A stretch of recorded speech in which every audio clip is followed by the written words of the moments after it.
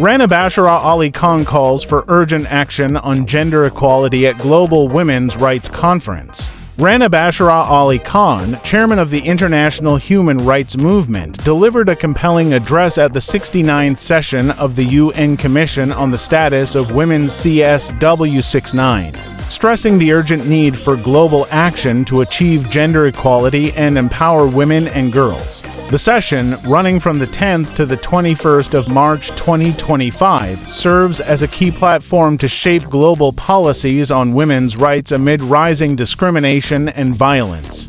Khan highlighted the international human rights movement's efforts in advocating for vulnerable women and underscored the significance of the Beijing Declaration 1995 in advancing gender equality.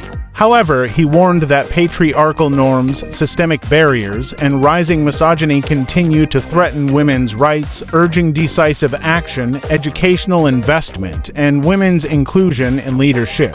The poison of patriarchy is pervasive and women's rights are under siege, Khan declared.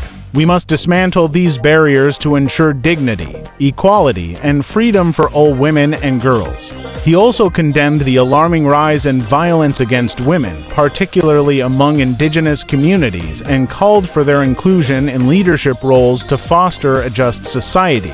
Khan praised global leaders, including UN Women Executive Director Sima Bahaus and UN Secretary-General Antonio Guterres, for their dedication to women's rights and urged the international community to invest in poverty reduction, digital inclusion, and stronger legal protections. We are at a defining moment in history, he stated. The challenges are immense, but so is our resolve.